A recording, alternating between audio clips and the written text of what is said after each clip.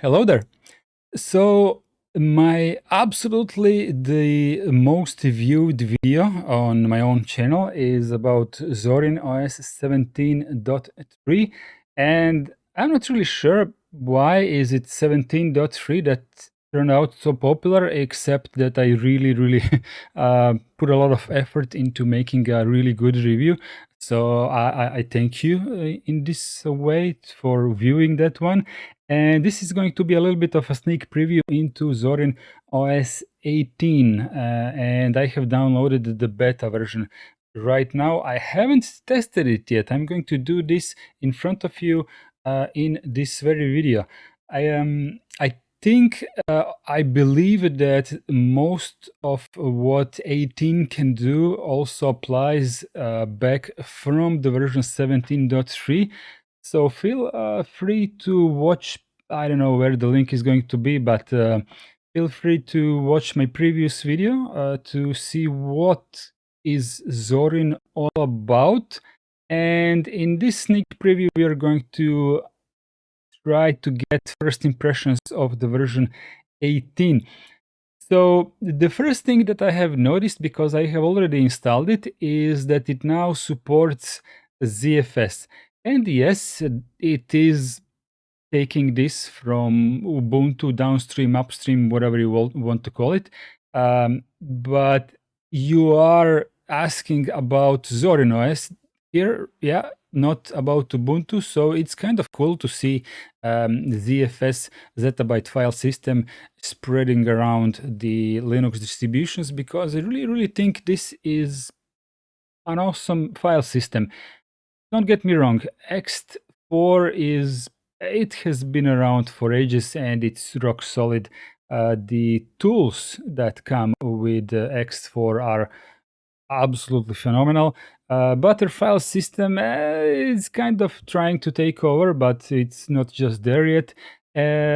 Meanwhile, ZFS is really rock solid and will keep your data safe, especially if you have the means to mirror your data or use multiple hard drives to span it across your hard drives or SSDs. More on that in a special video, but kudos to Zorin for taking this feature from Ubuntu and not just waving around and saying that's not what matters. Let's go ahead and switch to the freshly installed Zorin OS 18 beta version. Mind you, one of the things that is special about Zorin 18 is not exactly about Zorin 18, but from their own webpage, an estimated number of 240 million computers don't meet Windows 11 strict hardware requirements. I don't have any reason to disbelieve this number. I'm absolutely sure that it is a huge number, and for the sake of the validity of this entire video, this entire first look, I have chosen a laptop that just barely cuts into the Windows 11 requirements, so it's just 1 year ahead of what is being concerned as not good for Windows 11. This is the oldest thing that I have. It's the ThinkPad T580 with 8th generation Intel CPU. If you have a 7th generation Intel CPU, you cannot install Windows 11.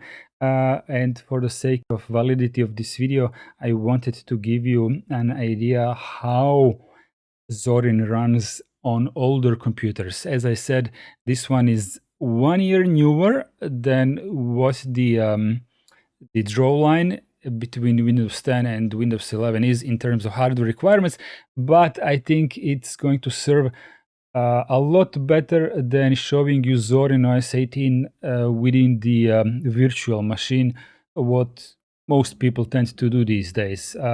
Certainly, it would be a lot easier for me to just test things in a virtual machine, but it is very important for me to give you a legit experience of how this operating system feels on a real computer, and not so new one. I think this one is like 7 years old at this point.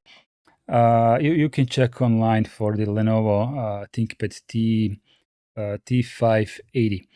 Let's see what Zorin says about themselves. A stunning new look. The first thing you will notice in Zorin 80 is beautifully redesigned desktop. We have retained the best parts of Zorin OS aesthetics you know and love, and enhanced the overall look of the environment. So in my own opinion, Zorin's design of the GNOME desktop environment, and it is GNOME what they are using, is the top of the line best one out there. However, the beauty is in the eye of beholder, and a lot of GNOME fans will cheer for the default GNOME look, and I appreciate you all. It's just as I said, the beauty is in the eye of the beholder, and I kind of prefer this more refined classical look, and especially for people who don't want to give in to the can we say this is a Microsoft greed or something? I cannot really understand why is Microsoft cutting out the people with older computers, but I suspect it has something to do with AI and being able to run the locally powered large language models and things like that. So let's put that aside for a moment and enjoy a little bit of the new look for Zorin. Let's switch to my laptop now. So this is a freshly installed Zorin. Let's start the tour. Open the menu to launch the application. So of course this is a classical way to open your start menu. Let's see what's next in here. Choose your desktop look with Zorin Appearance. Let's click Launch Zorin Appearance to see what this is offering for us. Okay, so in the basic version of Zorin operating system, there is a pro version, mind you. You can change the layouts a little bit. You get like 4 of them. So right now, this feels more like Windows 7, I think. Would you agree with me that this feels a little bit more like Windows 7? Okay, let's go to the next one. The next one feels a lot more like Windows 11, if that's something that you're aiming for. But the start menu is on the left side. I think this is kind of a mix between multiple inspirations. So I'm not really sure what this one is targeting exactly. And the last one, this one kind of feels like regular GNOME, to be honest. This one feels like regular GNOME. So back to this one being a little bit more like Windows 7, and the default Zorin appearance that feels pretty much like I would want to use it, to be honest. It's I'm just gonna leave it as it is. This one feels the best. In my in-depth review of Zorin 17.3, I have talked more about connecting online accounts. This is about your Gmail account, your Microsoft account, your Nextcloud account, stuff like that. This is all well integrated. You can watch that in my previous video. So nothing new about that. Also about linking your phone with Zorin Connect. This is also something that I have showed in the previous video in depth with 2 separate cameras and my Android smartphone. So apologies, but I'm not going to do that in this video. Maybe once again in the in-depth video of Zorin 18 once it's fully released. But if you're really interested in these details, as I said, you can see them in my previous video because this is not anything new. Launch software. So for anyone new to Linux operating systems, various distributions, usually you will go with the default like application store. And I think this is a relatively good approach to finding your way around all of the applications. So for example, if you would want to find something like what is the default browser? So the default browser is Brave.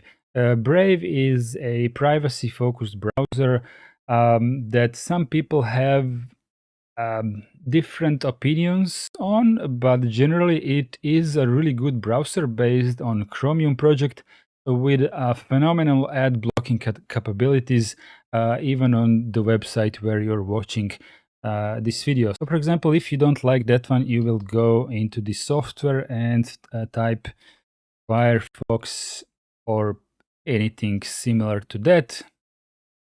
And this is where you get Firefox and whatever seems to be related to Firefox. So let's click this one, and here it says verified. So if you hover your mouse above the verified badge, it will tell you that developer Mozilla has proven the ownership of org mozilla.firefox. What this means is that there is a like central repository where all these Flatpak applications are coming from. And if you see this badge, it is a good indicator that the at least the owner of this package is known. But also you want to see who is the developer behind this application. Don't just go around and install blindly any application. No matter that this seems to be like a Zorin store, this is not really a Zorin's backend, but instead you're using something called a Flathub. And Flathub is basically owned by GNOME, but that doesn't mean that everything is legit in this store. Basically, if you aim for the verified badge, that's mostly a good and safe bet that you're not getting anything fishy on your computer. Also, if you want to get the Firefox from Zorin OS, then you can switch this little choice over here and just get this version instead. In most cases, I would give you an advice to pull a Zorin package. It's kind of safer this way because all of this is verified by Ubuntu and Zorin, and Ubuntu being the upstream makers of most of the packages on Zorin operating system. So this is clear. But if you need the very latest versions of software and not counting Firefox, that one is usually up to date. But some other software that you can see is in the Zorin packaging system or Ubuntu as it stands, and you need a newer version, then try with Flathub. So from my perspective, the last time I said it was really good that Zorin has included their own packaging system, the Flatpak versions of the packages, and also the Snap versions of packages. But as it appears right now, the Snap packages are no longer enabled by default, which is kind of shame if you ask me, but I know that a lot of Linux community is going to cheer this if it's true, but I don't see why wouldn't it be true since I cannot see it mentioned here. I'm sure you can enable the Snap packaging backend, but from the perspective of a new user, I'm just showing you how to use the system without thinking about how the system works. Basically, what you want to do is, well, packages may not be that important. Let's say that you want Audacity, which is an audio editor that I use uh, pretty much on a daily basis. Here you can see that, oh, there is a Snap Store. So I don't know why Firefox didn't appear as Snap Store packaged application, but that's not a big deal. Maybe it's a choice from the Zorin's side, but yeah, Snap Store is still here. And as far as I remember from the version 17, the backend is not really enabled by default, but it will get enabled once you try to install something from the Snap Store. Snap Store is the packaging system from Ubuntu or from Canonical as a company that makes Ubuntu. So you have three versions of packaging system. Flatpak is like a centralized repository from GNOME. Snap is from Canonical or Ubuntu. Both are like both are like containerized applications, more like what you would get on your iPhone or Android. Like applications that ask you for permissions to your microphone, to your camera, stuff like that. While the packaged versions always have the full access to your computer, which may sound scary, but it's a matter of trust, right? If it's coming from your trusted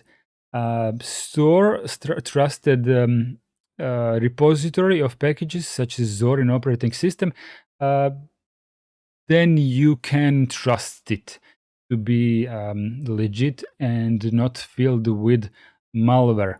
But it is what it is. I'm trying to explain how this works if you're a completely new user. From my perspective, you would go with the Zorin package first unless you need a newer version of software that is being offered by the Zorin slash Ubuntu community. Then go to Flatpaks and then go to Snap Store. Here you can see that Audacity is version 3.7.1 in the Snap Store. In Flatpak, probably the same. Nope, it's 3.7.5. And in the Zorin OS, it will probably be a little bit older, 3.4.2. So there you have it.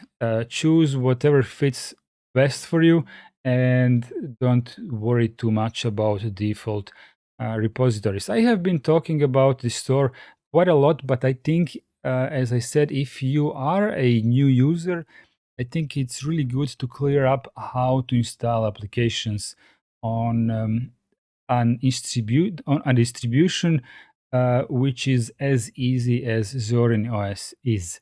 And in my opinion, Zorin OS is a good fit for general use. As much as it is for beginners, that much it is for more advanced users who want to get stuff done and don't want their operating system to kind of stand in their way. So from that perspective, you're going to get a legit good experience. Let's go next with the welcome screen, and they say that's it. We can now close this one. Let's go ahead with Teams a little bit. Let's put red accent here. Oh, that's kind of nice. Let's go with purple. This one is even nicer. Do we want everything in dark? It kind of feels like night. Let's go with white just for now, but if you prefer the dark mode, just go ahead with that. Animations, I think that's mostly about minimizing, maximizing stuff like that. Moving windows don't do anything completely different unless you turn on the jelly mode. I'm not sure what I did, must have misclicked it. So now see if I move it slowly, you can see that it's kind of jelly. This is something that I always enable on all my computers because I kind of enjoy this. I mean, it's quirky. Is that a word? It makes it brings me joy. You know, it serves no purpose whatsoever, but it kind of brings me joy. And this is not specific to Zorin OS, but it is something that most desktop environments on Linux can do out of the box. And as I said, it makes me smile. Also, you can, let me see, where do we have, oh, here. So here is your multiple virtual desktops, okay? So if you go to the second desktop, we can launch, for example, files here. Launch files. Where did files launch? Where did files launch? Files has launched nowhere, or maybe my computer is a little bit slow. Okay, it did launch, but I think my computer is a little bit slow-ish on that note. Let's try to close files and see.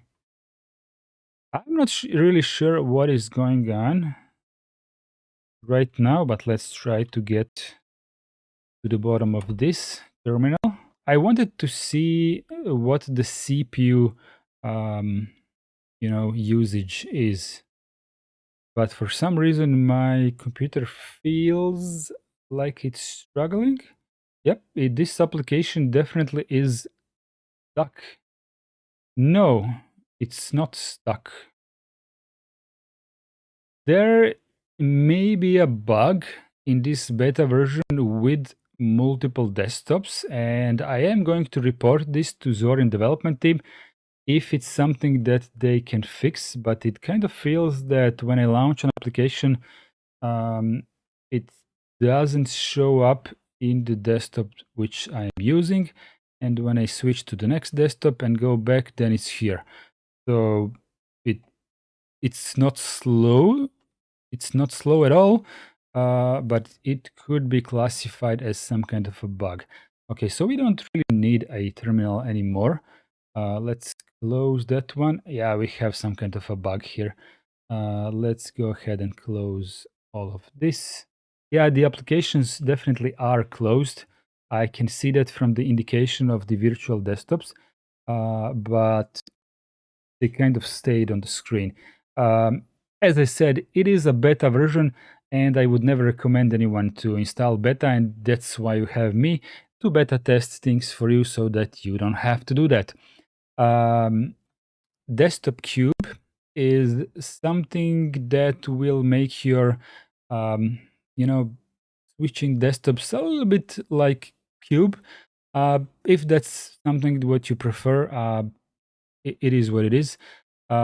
Also, if we launch another application, so I can use Alt-Tab, and we have triggered this bug pretty severely, I would say. Alt-Tab works like this, but if we enable this effect, then Alt-Tab kind of gives you a little bit more 3D effect to it. So once again, it's those for the soul little things that don't really bring any meaningful functionality, but they are really a thing that you will want to enable or want to disable in order to slightly bring more of yourself to the whole thing. Since I have triggered this really weird bug, I'm now going to reboot the system to get rid of it.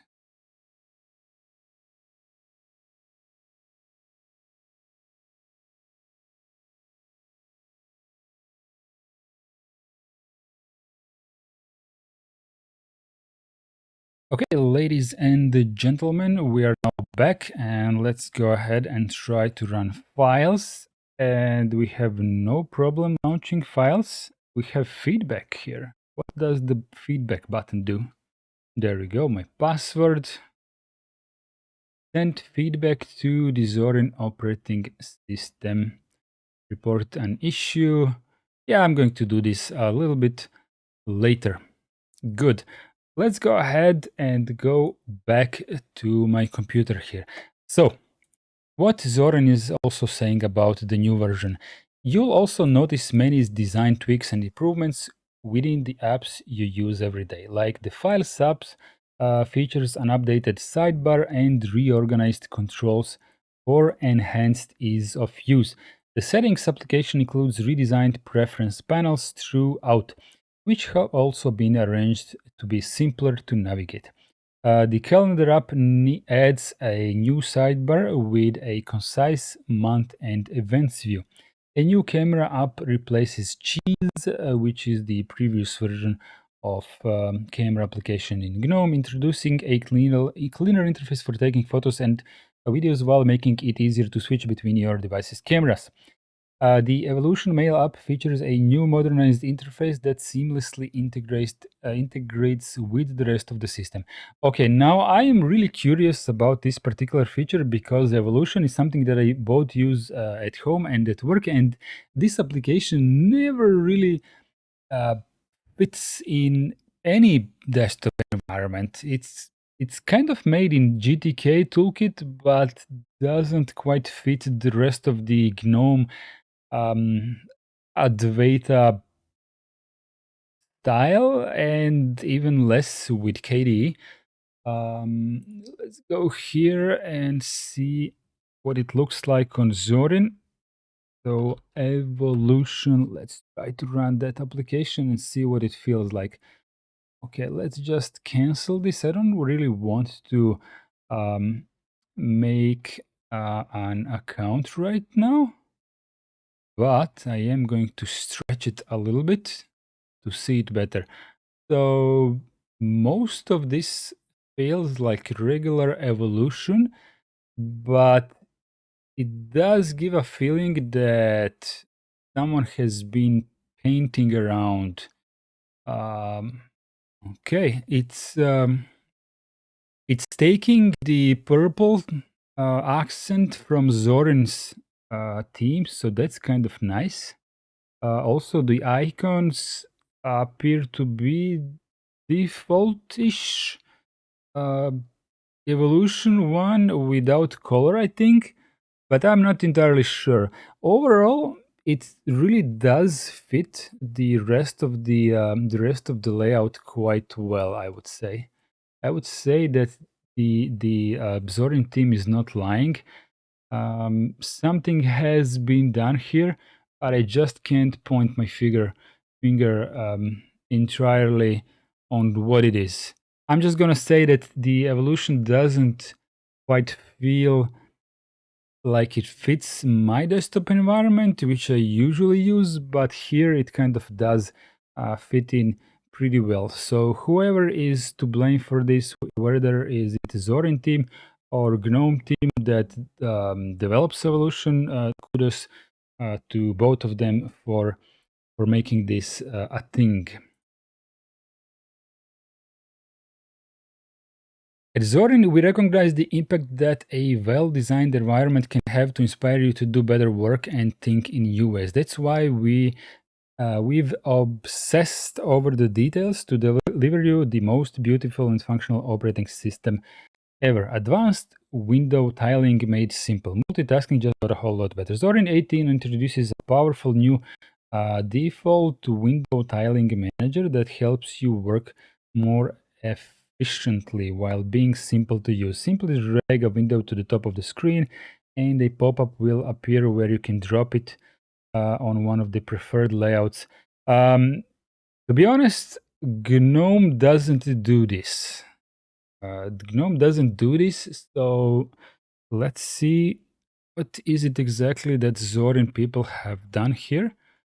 Go with files, which is already running. Okay. Oh, okay. I see what they did here. I see what they did here. Is this something that Windows 11 does? I haven't been using Windows for a very long time, so I'm forgetful. Is this something that Windows 11 can do? Just give me a hint in the comments below. But definitely this is something that feels like I would use. Let's go ahead and new window, and let's go with software store, new window. Yeah, okay. So let's go ahead and bring this one like to the bottom right. We'll go here. One will go like here. So this is pretty clean. This is pretty clean. I like it. Now let's go and unplug this one, and it has returned to its previous size. That's good. Let's see if I can pull it on the top right corner. Yep, that works as well. Okay, okay, so this is good. So it doesn't really need to be pulled all the way up there.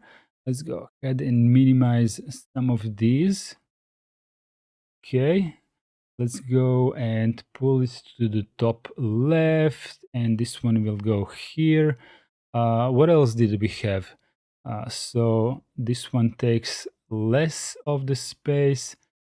Okay, this will go to the half. Let's put it here. Okay, this is really nice. Can we pull them like this? Oh yeah, oh yeah, oh yeah. That's really good. That's really good. I think this feature alone, it's not like something that hasn't been done previously, but I was afraid that they would omit this one because this one really means something to me. When I tile my windows, I want to be able to resize them at the same time, both of them, and just keep this a little border in between. Okay, okay. I would dare to say that this. Oh, what is this? This is really weird. This is really weird. But okay, okay. I suppose someone will find a reason to do this. I suppose someone will find a reason to do this. Oh, it's fine. It's fine. Okay, let's go ahead and switch back to my web browser and see what else do I have in store. Customizing tiling behavior from Zorin Appearance to Windows Advanced Window Tiling. Okay, let's go ahead back to the Zorin Appearance. Can we just type appearance? Yeah, we can. Okay. Did they say Zorin Appearance Windows Advanced? Okay, Windows. New window placement, centered, spread. Okay. Windows action key super, attach modal dialog, advanced window styling. Oh, so it can be disabled. Okay, I see now. I see now. Configure the appearance of tiling shell. Show indicator whether to show the panel indicator, inner gaps, outer gaps. Okay. Personally, I prefer the gaps. Honestly, I do prefer the gaps. But I am absolutely sure that at least a third of you who are watching this will indeed appreciate this functionality. Like go to zero gaps, snap assistant threshold, animations. Which animations are there? Oh, snap animation time. Okay. Enable snap assistant. Do we need to apply this? No, we don't. It seems to be applied automatically. Okay. Okay, now let's go ahead and snap these. Snap them all. Good. And let's go and do that again. Which one was it? This one? Okay. Put one here. No gaps. Okay. Gaps. And here. However, now we have a different problem. The one that is focused is dropping shadow on the other ones, which might feel like a feature. I am not a designer, but personally, I would not use it this way. Personally, I would not use it this way. And I have another question. What happens if I tile them like this? If I tile them like this.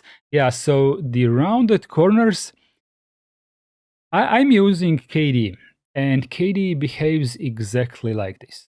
When you maximize it, well, there is no gap, but the rounded corners remain.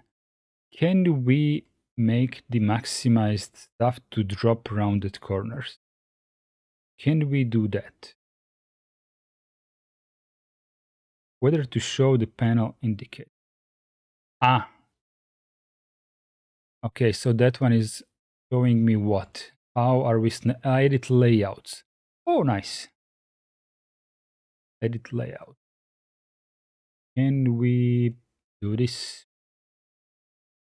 Oh, how to use the? Oh, I don't want to edit anything. I don't want to swear, but I am not good at editing anything.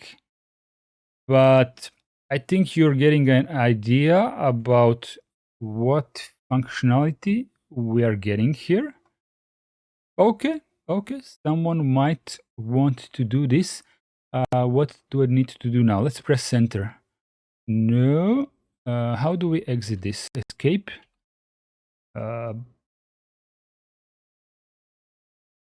Click the editor again. Okay, okay. What I wanted really to do is advanced window tiling and see if I can hide the rounded corners while the windows are kind of maximized / tiled. Let's maximize something. Yeah, the maximization is dropping the rounded corners, which, however, feels okay. Okay, this, I'm gonna be honest. I am not a designer, but in all honesty, the taskbar here should take the form of the maximized window and drop the rounded corners while the window in the full screen is being maximized. That is my personal opinion. It doesn't have to be yours, but I am here to give you my first impressions, and they are going to be sincere. Okay. Span multiple tiles. Okay, enable auto tiling.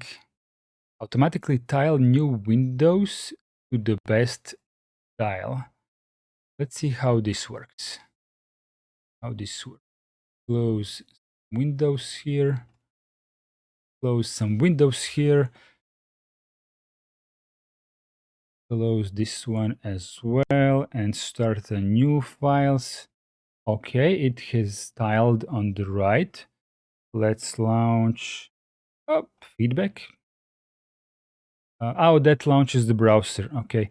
Let's go with Office here and LibreOffice Calculator, which is your Excel application. Okay, so this one launched in full screen. I did expect it to launch on the left side since the files launched on the right side, although I did not really expect files to launch on the right side because there was something down beneath. But let's try to do it again while we don't have anything on screen. Okay, let's do files. Okay, this went to the right. Let's go with the Office application once again. Calculator. Where will it go now? Okay, now it works. Yeah, it kind of makes sense. So this is actually not a bug. I thought that it was, but it's not. So if you have something on your screen that's not tiled, well, you can't really expect Windows to tile properly. So I'm not sure if the user I'm just thinking out loud, how the user should be taught by the operating system. What should operating system tell you if there is something beneath and you're using auto tiling? Should the operating system tell you that this window hasn't been auto tiled because there is something in the way? Or should you just take it for granted? I don't know. You decide in my name, please. Okay, let's close all this, and I'm going to disable auto tiling for now. Appearance, Windows, advanced. Oh yeah, this one is tiling now. Okay, let's untile it. Good. Where was the auto tiling? Enable auto tiling. Let's remove that one. Screen edges. Drag windows against the top left and right screen edges to resize them. Good. Quarter tiling activation. Okay, that's the distance. Enable window suggestions for the tiling system. Provide smart suggestions to fill empty tiles when using the tile system. Let's see what that does. Offer suggestions to popular empty tiles when using the Snap Assistant. Let's use that as well. Suggest windows to occupy empty tiles when snapping to screen edges. Let's try all of this. Okay, let's snap here. Nothing really happened. Did I misunderstood? Provides smart suggestions to fill empty tiles when using the tiling system. Let's launch a new application. Launch a new application and drag it to the left. I expected something to give me a suggestion or now it works. Now it works. Why didn't it work a moment ago? I don't know. This one will go here. There is some kind of a visual glitch here, but this may be due to Chromium and Wayland. I'm just giving you my opinion about what happened here. Okay, I tried quickly searching it on the internet, but I'm just gonna leave it up to the Zorin team to fix this visual glitch if this is something in their power to fix. Okay, let's go ahead and read some more. Seamless integration with web apps. With many modern apps built in the cloud, the experience between progressive web apps and native apps is merging. In Zorin operating system 18, these apps can coexist as first-class citizens. The newly built-in web apps tool lets you turn any website into a desktop app through an easily accessible interface. Your web apps will appear in the start menu and can be used just like native applications. The web apps tool can integrate with any popular web browser as a backend and allow you to customize the experience within each web app. Okay, let's give it a try.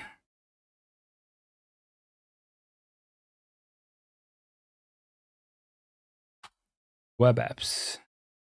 Right now, we don't have any web apps. What if we press the plus button? Okay, so it's asking us to call for a, let's say, Twitter address, https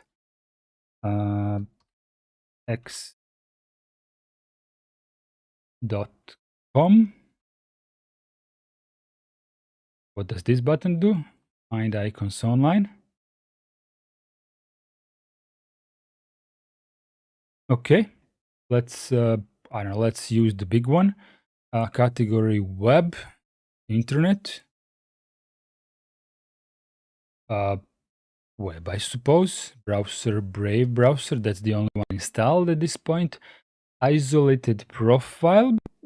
That sounds like a good idea. Private incognito window, let's not do that because you will be logging into this website most likely. It seems to have been added. Let's go to the start menu here. Web application. Okay, we have Twitter here. Let's see, what did we get? Okay, so accept the cookies. You are going to log into this website. If you're really going to use it, I don't mind about how it looks like on this Twitter login screen. But what's up with the title bar here? It's very not so Zorin OS. And I am being picky. I know that you're watching this video, Zorin developers, and I'm being intentionally thorough. you know, can you do something with the title bar here? Let's turn it off and start it again and see if it changes if I start it another time. No. Okay. But you do get the web apps feature here. You can launch it from here as well. Okay. This button, keyboard shortcuts, about, quit. Good. Let's go to the next one. OneDrive Files Integration. For many users migrating from Windows, being able to access their files stored in the cloud is key when making the switch. That's why Zorin OS 18 adds OneDrive file integration to the built-in online accounts feature. To enable this integration, open the Settings tab, Online Accounts, Microsoft 365, sign in and enter your login details. You will then be able to browse and manage your OneDrive files directly from the sidebar in the Files application. Okay, I have already tested similar features in the Files application, such as Nextcloud, and it does work pretty well. So if you're reliant on the Microsoft cloud, you are going to be happy to know that this is included here. Suggest alternatives to more Windows applications. Okay, so this is a feature that I have been talking about in my previous video, which I hope you have watched by now because I really have put quite a lot of effort into it, and click it up there somewhere if you still didn't watch it. Basically, if you're a new user and you really don't know how to install applications on Linux, there is a good chance that this operating system will teach you. And what I mean by that is, let's say, download Discord. Okay, and you will go to download and expect things to work the way they usually work on your previous computer, most likely being a Windows computer. So Discord is really smart, and it recognizes that you are coming from Linux, and they do have an installation package for Linux. So you can click this one, save, and let's see what is going to happen with this one. Let's open it in files. Let's double click it. Discord can be installed from software. So this is what they mean about suggesting a better way to install software. Discord is an unknown package. This is true from the perspective of the Zorin operating system. They don't know. Your operating system doesn't really know where you have pulled this package from. And being a deb extension, this will get full access to your system. You have downloaded it from discord.com, so it is a safe package overall. But the way this works is it kind of guards you against uneducated decisions. So you can run anyway and install it, or you can press the recommended way, and it will open up the integrated store which will give you the option to install Discord in a way that Zorin has verified to be safer for you. And personally, I really applaud this feature. I don't need it, but many other people will appreciate this functionality. If not from the get-go, then sometimes later when something bad happens and they think, all right, Zorin was the one that has been giving me all these good tips while I have learned a lot about Linux and have switched to a different distribution, and now I'm my own boss. But I have made a mistake and I'm going to be reinstalling my operating system. These things happen, and if you're going to stick with Linux for a longer while, it is inevitable that you will be doing something that we call distro hopping. This is when you have seen all these shiny things on this distribution, on that distribution, and this one can do that. Your current one cannot do this, so you're going to try it out. Sooner or later you will.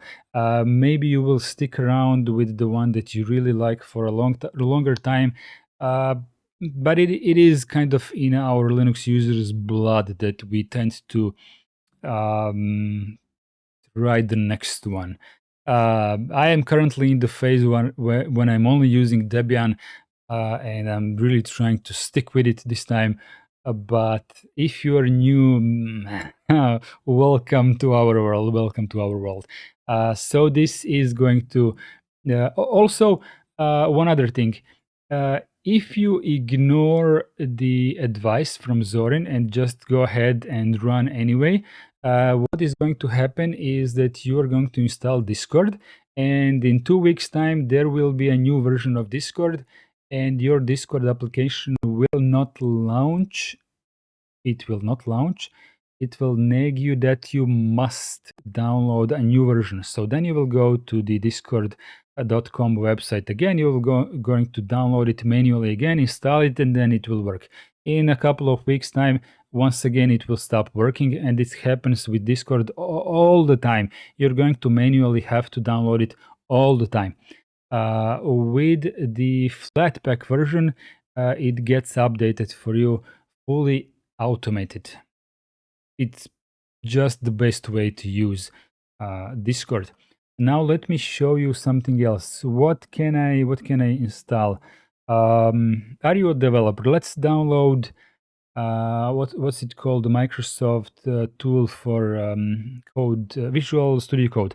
There we go. Visual Studio Code. Let's download this one and see if Zorin is smart enough to recommend installing this from the store as well. Let's download for linux.deb file, save it to the download folder. Okay, open the download folder and wait it out a little bit.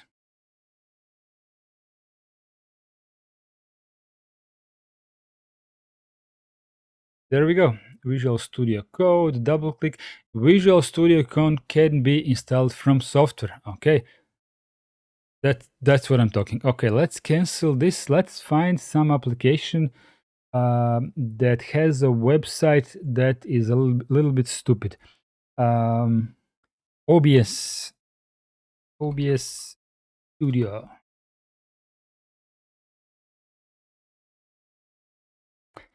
Good. So this website, as I said, is stupid. And what I mean by stupid, it didn't automatically recognize that we are coming from Linux. And I really wanted this kind of a non-automated, non-auto-detect website, so I can be a stupid user and download the installer for Windows. So .exe is a pure Windows application that generally doesn't work on Linux. And what I mean by generally, I'm going to elaborate in a little bit. So let's start the executable. See what happens. OBS Studio can be installed from software. Install OBS Studio. Voila. See how neat this works. You have mistakenly downloaded the Windows application, which generally shouldn't be working on Linux, but Zorin OS is playing a smart guy here and nudging you in the right direction. So you can install OBS from the correct place. But what I mean by generally is the executable that is a Windows application. Uh, there is another button here, install Windows application support. So let's pretend that OBS is an application that has no version of software for Linux. You're just gonna go ahead here and click install Windows App Support. There we go. Uh, Generally, I wouldn't recommend using this functionality unless you really have to, because Windows application support will never work as natively as on Windows. But for many applications, it works well enough to bridge the gap between missing software for you on Linux that you're used to using on Windows. For example, at work, I have one application that is Windows only, and nothing similar exists on Linux simply because the company that is making this software is only making the software for Windows. And this particular software is very specific for my work environment, and I only need it at work and nowhere else. There is simply no community workaround or a third party compatible application. I must use this application, and as I use Linux uh, at work as well, this is where Windows application support comes in play. Let's give it another couple of moments until this is ready to run for the first time. Here we go. This did take a little bit, so have some patience if you have an older computer like I do. Go ahead and press next with this Windows installer. Let's just put it into defaults folders. What this is doing, it's not really installing in your uh, Linux root file system. It has a special folder inside your home folder, which is reserved for the Windows applications. So have no fear that this is going to be installed like everywhere in your system. If you get tired about having any Windows applications, there is just one folder that you need to wipe, and all of the Windows applications are going to be gone. Okay, I'm gonna be fully honest with you. OBS didn't launch. Now, we can argue that there is no point in attempting to launch OBS Studio as a Windows application on Linux because a native Linux application exists on Linux, which actually works. Um, but it is what it is. I tried to run it and it doesn't run. I was curious to see what is going to happen. I don't plan to debug this. And you probably should not ever use Windows version of applications that exist on Linux, but you know, it is what it is. If you have a question which Windows application works on Zorin OS that doesn't exist on Linux, drop it down in the questions below, in the comments below. I will test it on my Zorin OS 18 beta for you, and let's say that I'm going to give you all the feedback to the best of my abilities. So that's going to be a small gift from me, a little bit more time. But let's go ahead and switch to the next functionality. For example, when you launch the Windows installer for an app like Microsoft Office, Zorin displays a dialog that directs you to best way to use that app. Okay. If you're migrating from Windows, this means you'll get tailored guidance. Okay, so this guidance is something that I have ignored and intentionally run what was not recommended. I wouldn't recommend ignoring these advices, but you know me, I like to tinker and break things. New theme colors, yellow and brown. Okay, let's try yellow. Yellow could be fun. Could be fun. Zorin appearance. Did I? Yes, I did. Theme yellow. So warm. So warm. Mind you, my HDMI capture card is a really, really cheap one. I think I paid like €6 for it. So it's not really capturing colors properly. It may be a little bit off on this recording than it really is. But it does look fairly warm and something that I would attempt using for a while, at least. So if you like sunny colors, this is going to be for you. 3 new desktop layouts coming soon to Zorin OS Pro. So one of the benefits that comes with Zorin OS Pro, and this is something that costs money. By the way, if you feel like supporting me, you can buy Zorin OS Pro by clicking the link below, which gives me a little bit of the money that you're going to give to Zorin anyway. So thank you for that. 3 new desktop layouts. Yeah, so Zorin OS will give you many different layouts, like 4 by default in the free version and a lot more in the paid version. Generally, you can think about purchasing Zorin Pro as giving back to the development of this really neat operating system, this really neat distribution of Linux. They do offer a lot of pre-installed applications, which can be a thing for you if you are new and want to try out a lot of different stuff. So a lot of different stuff will be pre-installed for you. If you don't need a lot of stuff pre-installed, then I think Zorin OS Professional can give you an option during the installer to not install them. But I honestly forgot from the last time I have installed it. So maybe go back and watch my previous video about Zorin OS 17.3 on that topic. Compact panel layout. So that's something that is coming to Zorin OS 18 Pro, the final version. So stay tuned for that. I'm definitely going to be reviewing the final version when that comes out.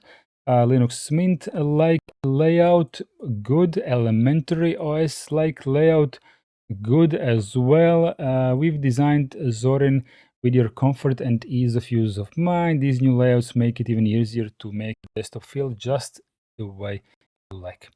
Better performance, search everywhere in files, improvements to the menu, remote login with RDP. Okay, so this is a GNOME functionality that I think is disabled in regular GNOME by default. But I did try it once on one of my live streams and it does work. So basically, you will have the ability to remote login into your Zorin OS via the RDP, both from different Windows machines, different Linux machines, or whatever. It's okay. It's okay functionality for everyone who needs to remote into their computer. Windows open centered by default. New windows are now placed in the center. Okay. You can switch back to spread. Good. Enhanced audio. You'll notice better sound quality with lower latency. Okay, with the Bluetooth, good. So that's good. Expanded hardware support, good. Of course, newer kernel. Long-term support until 2029. All this is only scratching the surface, and I guess stay tuned for the full version and the full in-depth review of Zorin OS 18 Professional. I am not sorry for keeping you this long stuck to the screen. I really wanted to make the title of this video true, and as I did say, it was sort of an in-depth first impression. So stay tuned for more, and thank you very much for watching this. You may want to join my channel and support more of this content. See you next time.